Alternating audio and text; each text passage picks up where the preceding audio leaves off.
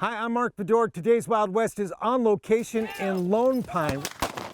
It's one of the greatest Western movie locations of all time. North of us is where Randolph Scott outdraws Lee Marvin. Where hundreds of classic Westerns have been filmed. This is where it's happening. You can't imagine this until you see it. And home to what may be the best Western movie museum in the country. So the next day, his assistant came in with his chair. Plus Rifleman star Johnny Crawford. And I'm very fortunate to have been part of it. We'll take you to the Lone Pine Film Festival coming up on today's Wild West. The Wild West. It's still out there. We'll show you how to find it. This is today's Wild West. When all hell breaks loose, you get him. Come on, get him. Making movies on location in Lone Pine, California. How's your exposure and everything? Looking good? good. I've been messing with it. The reenactor group known as the Ghost Riders are shooting a film, and lots of blanks, in one of the greatest Western movie locations on Earth, the famous Alabama Hills, on the eastern slope of the Sierra Nevada mountains, just outside Lone Pine, California. Here in the shadow of Mount Whitney, tallest peak in the lower 48 states, more than 400 movies have been shot since the 1920s, most of them Westerns. A few steps north of us is where Randolph Scott outdraws Lee Marvin, and Lee Marvin drops dead, and 7 men from now is right out here. And every Columbus Day weekend, that heritage is celebrated during the Lone Pine Film Festival. This is the Lone Ranger Canyon, where in 1938 it was the first on-screen telling of how the Lone Ranger became the Lone Ranger. Movie fans come from all over the country and around the world to walk in the footsteps of the Lone Ranger and most any other Western star you can think of. It's cowboy land out here, you know. There's no other place like it. John Wayne filmed here, as did Clint Eastwood, Roy Rogers, Dale Evans, Gene Autry, Hopalong Cassidy, Randolph Scott, and so many more. Reenactor John Kircher has been coming to Lone Pine for more than 30 years. Oh, this is like waking up to a dream. During the festival, some 150 photo placards are set up throughout the 30,000-acre Alabama Hills, marking the exact spot where a scene from one of those classic films was shot all those years ago. The Alabama Hills are federal land administered by the Bureau of Land Management. That's why this country looks exactly the same as it did back in the 1920s when movie cameras first rolled here. And this is still an active movie location today. Some of the recent films made here include Iron Man, Gladiator, and most recently, Django Unchained. Over the years, many of the celebrities who made movies returned for the festival, including Roy and Dale, Ernest Borgnine, Jack Palance, Gregory Peck, Richard Farnsworth, and Peggy Stewart, just to name a few. Today, many of those beloved stars are gone. But after more than 25 years, the festival is still going strong. We have never been a celebrity-driven film festival. We have never been a film-driven film festival. We have been a location film festival, on location in Lone Pine. That's the deal. For those people to go out into these rocks and stand where Roy and Dale stood, to stand where Jack Palance stood. While celebrities may not be the focus, they're still a big part of this event, like Diamond Farnsworth, son of Richard Farnsworth, stuntman, stunt coordinator, and second unit director for the hit TV show NCIS. My dad loved to come up here, and he loved it up here. He worked up here, and the people up here treat you really well. And when they started inviting me up here, I just kind of connected, and it was a great feeling to come up here with all these people. And we used to have a lot of older gentlemen that would come up, the old actors, and it was just so great to hear them talk. And that's part of our history, you know, of the Old West and stuff. And best of my ability, I'd like to keep it going on. And today, even actors who never worked here are excited to come to the festival, like Bruce Boxleitner. I've never shot up here, but I'm here as a fan of the Western, fan of the Westerns and films that were shot up here. The festival gives fans the chance to meet Diamond, Bruce, and other stars like Johnny Crawford of Rifleman fame. When we made the pilot in January of '58, I was 11. More on that coming up. But first, a closer look at the real star of this show as we go on a movie location tour of the Alabama Hills. Oh my goodness. Sunrise in the Alabama Hills. It's gorgeous. That's gorgeous. It's a special treat to be out here as the sun's first warm rays light up the granite of the towering Sierra Nevada mountains. Photographers do their best to capture the magic, but no picture can do this place justice. Even though you've seen it, on film or on TV, it's not until you come here that you can really, really appreciate it. Our tour guide is cowboy poet Larry Maurice, a horseman who's ridden many of the same trails as the Hollywood heroes who filmed here. A lot of the real get after it type scenes are actually done out in the off the road out there. The footing is just great, and it's soft, and I had the great fortune of letting a couple of horses go 9-0 through this stuff, and they love it. I mean, it's just really kind of cool. The demographics of the film festival admittedly skew a bit older, but classic Western movies are still a big attraction, even to those born long after they were made. Well, I'm pretty obsessed with a lot of old Westerns, but especially the Bud Bedecker, Randolph Scott ones, and just because they were pretty much all filmed up here, it's great to just kind of be where those movies were made. And then it's nice to just be around a lot of other people who are also kind of obsessed with Westerns. The Sunrise Gathering kicks off a series of tours of the Alabamas offered during the film festival. And so now we're going out again to see where Wire uses a weapon to shoot Davidson. Guided tours of the rocks take fans to the exact spot where scenes were shot. So this is where they finally escaped their bindings, Hoppy, California, and Lucky. Don Kelson is leading a brand new tour of the locations of Hopalong Cassidy's 1941 film in Old Colorado. And it looks like Hoppy himself is along for the tour. I had a Hoppy outfit when I was 6 years old, and it had pictures of Hoppy on it, and it had Hoppy's name all over it. I thought, that isn't Hoppy's outfit. That, I want the real outfit. So when I turned 60, I got it. That's it. Yep. John Gillian was 5 years old when Hopalong Cassidy was at his peak. My aunt had the only TV in the family, so we had to drive to Pasadena to watch her TV on Sunday night, and that's when we saw Hoppy. William Boyd starred as Hopalong in more than 100 Hoppy movies and TV episodes from 1935 to 1952, and they made a lasting impression on his young fans. Hoppy's was a boyhood hero, along with Roy and Gene, and I think I admired Hoppy more, though, than the others. Part of it was his outfit. He just really looked great. Hoppy John spent 18 months researching and recreating the outfit identical to what the silver screen cowboy wore in the late 1930s, working with the University of Wyoming, which owns the Hoppy collection, to get everything just right. He even commissioned a matching pair of Colt 45s. These are engraved exactly like Hoppy's. Hoppy's were purchased in 1927 from the Colt factory. They were engraved at the Colt factory. Other fans on the tour are just as dedicated in their own way, like this couple who've come to the festival 4 times, all the way from England. Oh, because we like Western films. We like Hopalong Cassidy and John Wayne, don't we? Randolph Scott. Yeah, and Lone Ranger.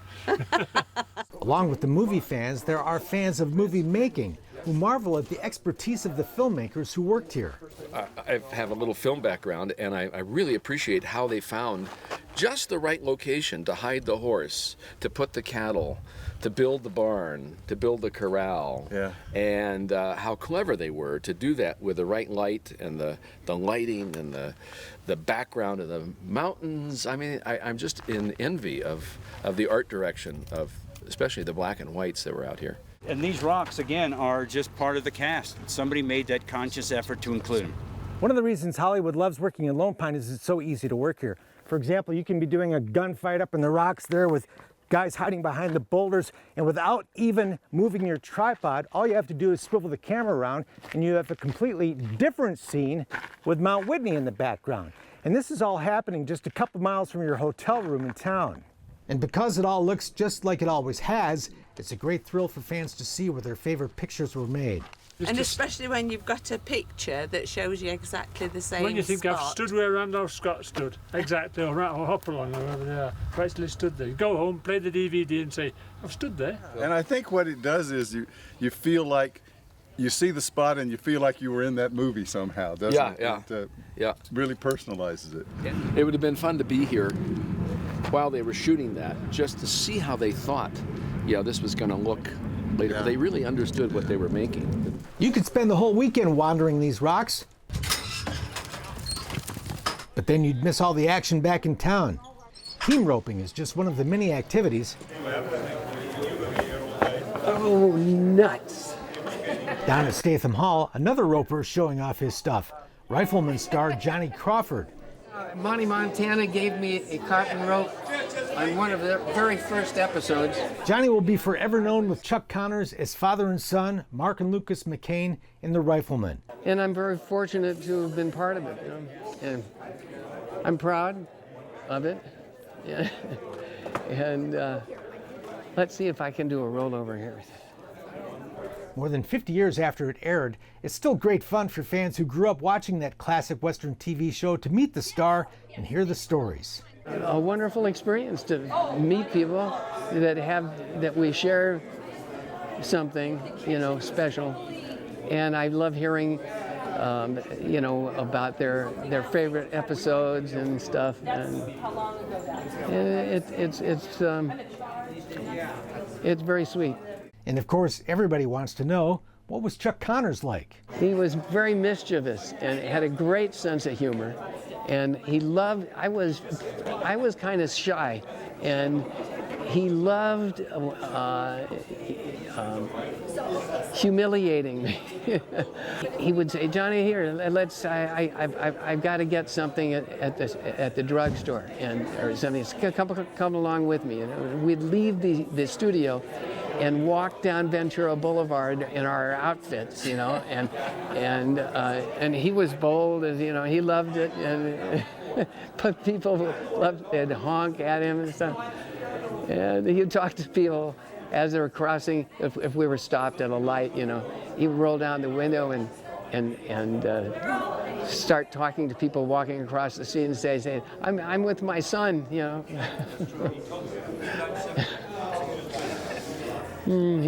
He was crazy. We ran into Johnny a bit later at Rob Word's memorabilia table. Johnny's one of the few that knows who some of these obscure character actors are from the press books. Like Singing Guns, he knew that it was Vaughn Monroe that was the star. It was an era when we expected our heroes to set a good example, and they did. Just steps away, we meet Cheryl Rogers Barnett, the daughter of Roy Rogers and Dell Evans, signing copies of her latest book. I thought she was a neat lady until they got married, and then I gave her fits, so thank God she was a saint because she put up with me. Cheryl grew up hanging out at the Republic Picture Studio in Los Angeles, where her dad made many of his movies. Growing up at a studio was such fun. There was no Disneyland when I was a kid, so having access to the wardrobe and the makeup department and going out to what they called the tank, which was a big pond thing, and watching them do battle scenes, you know, with ships and all out there. I mean, it was a great place to grow up. Lone Pine is a special place for Cheryl. Her dad made his very first movie here, and Dell Evans made one of her very last public appearances at the festival. They were really special people. I mean, they were so incredibly talented.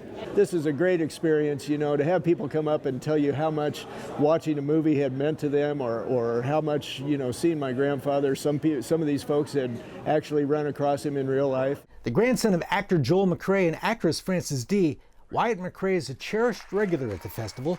The actor, MC, spokesman, and producer comes to Lone Pine to keep the memory of his beloved grandparents burning bright, and fans appreciate the effort. People appreciate being able to have some connection to, you know, to somebody that meant so much to them, and even if it's a different generation, they feel that there's something special about being able to shake your hand or talk to you, you know. So and that gives me a lot of, you know, a lot of good feelings to be able to communicate to that to them, and to be able to share that with them, share that experience. That's Duke. But the Western is not a thing of the past, and Eric Heisner and Al Bringas are working to make sure of that.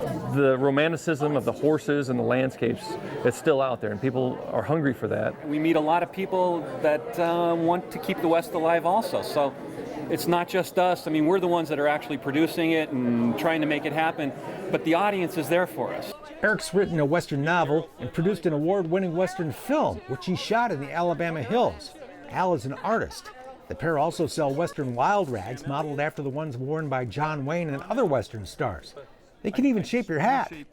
Just another fun aspect of the Western genre.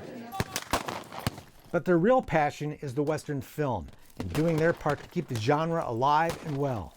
The thing about the Alabama Hills rocks up there, shooting a Western, we can shoot a Western now that looks exactly the same as it did almost 100 years ago.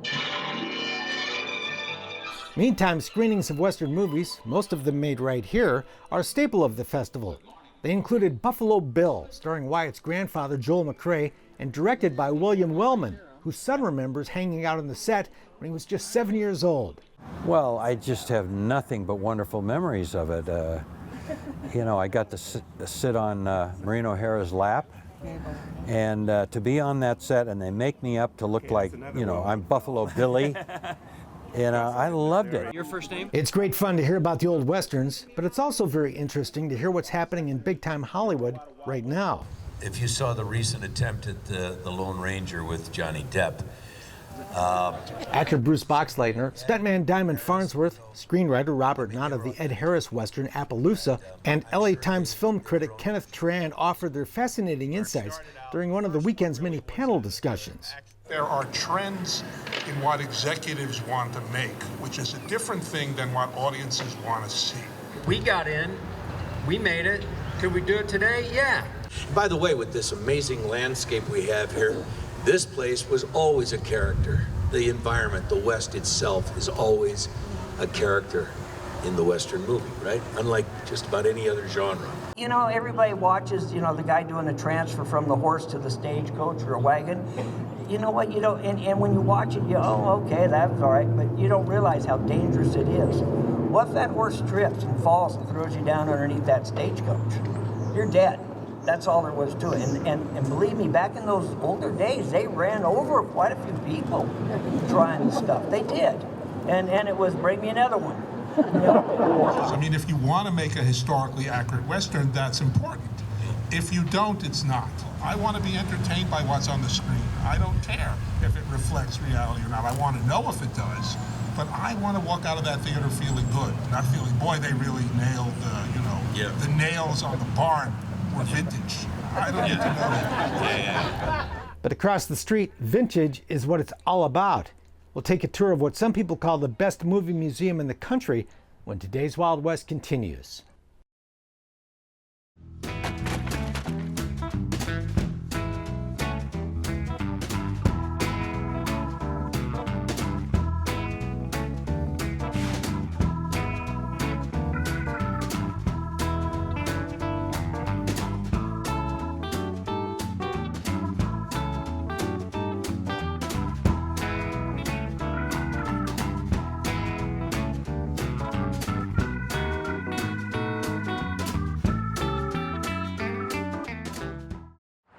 The success of the Lone Pine Film Festival got people talking about building a museum, and in 2006 that dream came true thanks to a generous donation by Beverly and Jim Rogers.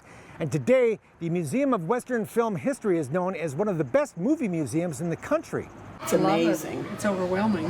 For Shirley Fuller and Carol Gerdell, a walk through the Museum of Western Film History is an emotional experience. I got tears in my eyes when I saw the Zane Grey collection because as a kid I read every one of the 24-volume set.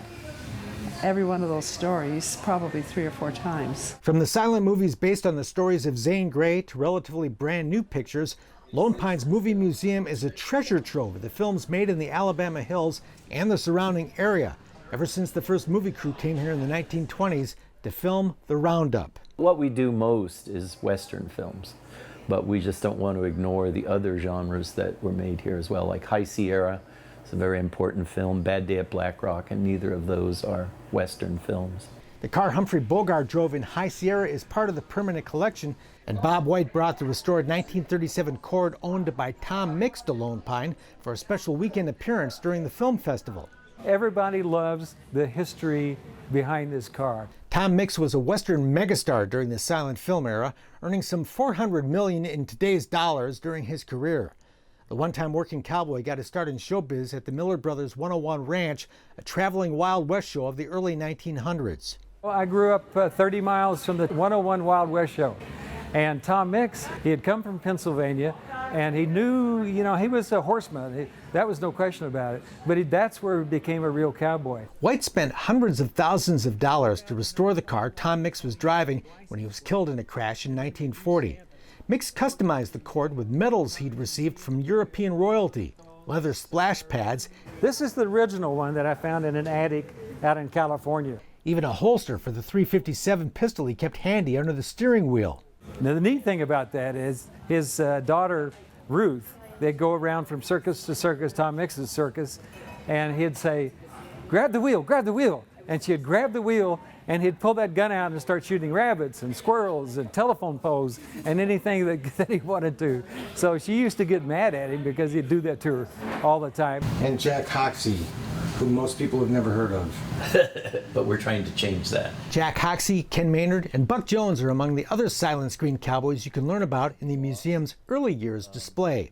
That's Ken Maynard's hat. And these are his chaps. And his gun and his gun. Now, whether that was actually used in a movie, I don't know. The post-war exhibit shows a different kind of Western emerging after World War II, with new stars, new themes, and new roles for women. They had the adult Western then, which was quite different than Hopalong Cassidy and Gene Autry and Roy Rogers. Randolph Scott made lots of movies in Lone Pine. Today his hat, boots, and gun belt are on display, along with a rare poster that shows an alternate title for the classic movie Ride the High Country. But they changed the name just before it actually got distributed across the country to Ride the High Country.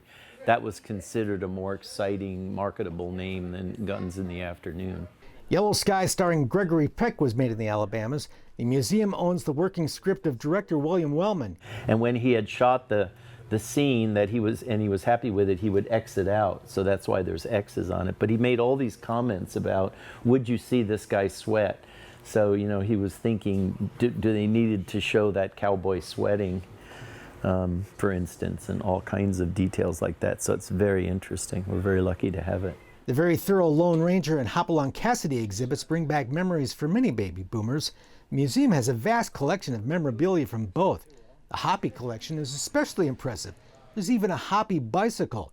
And it's in primo shape. The Singing Cowboy exhibit, of course, includes Roy and Dale, and the car Gene Autry's horse jumped over in Trail to San Antone. Joe Irigoyen, it's supposed to be Gene Autry, but it's Joe Irigoyen jumping champion over the car. There's movie guns.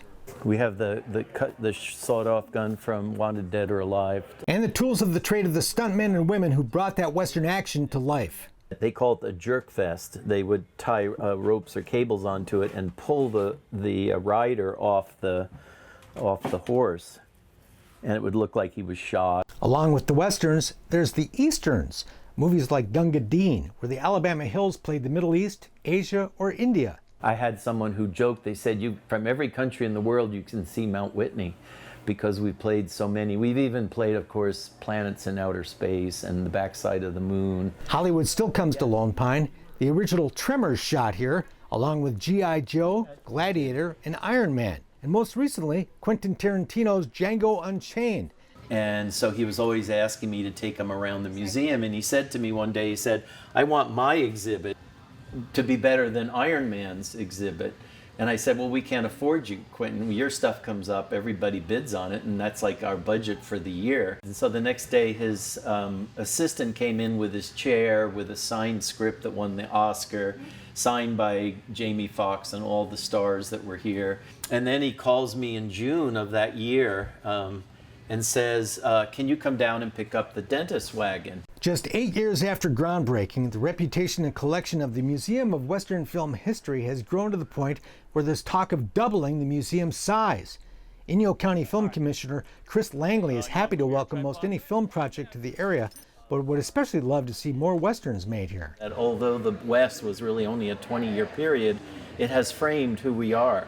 And people are always drawn to that. John Wayne, I still would want on my side. You know, a lot of people are still hungry for the Duke. John Wayne lookalike Jake Thorne was one of those reenactors shooting film and blanks in the Alabamas during the festival. He's been gone for over 30 years. What's great about what I do is I can make them come to life. He came all the way from North Carolina to be here. I did. I mean, this is where it's happening. For Western movie fans, this is where it's always happened. where Hollywood's made the West come to life, and where it still does for those who love it. I've tried. I don't think you can explain it to you. You either love it or you don't. But the people that love it really love it, and they know what we're talking about. It's something that you got to have. I don't think you learn it. It's in your heart. It's just watching those old movies makes you feel good about this country and what you can do on a horseback. If you're one of those true believers, the Lone Pine Film Festival and the magnificent country and heritage it celebrates is not to be missed. That's it for now. We're back next time with more cool stuff from today's Wild West. I'm Mark Bedore. We'll see you down the trail. For more information on the people and places featured in today's Wild West, or to order show DVDs and books, visit todayswildwest.com. Next week on Today's Wild West, we'll take you for a ride on an authentic wagon train. Push 'em on, push 'em on! Just part of the action. As we saddle up with the Reno Rodeo Cattle Drive. Don't miss it.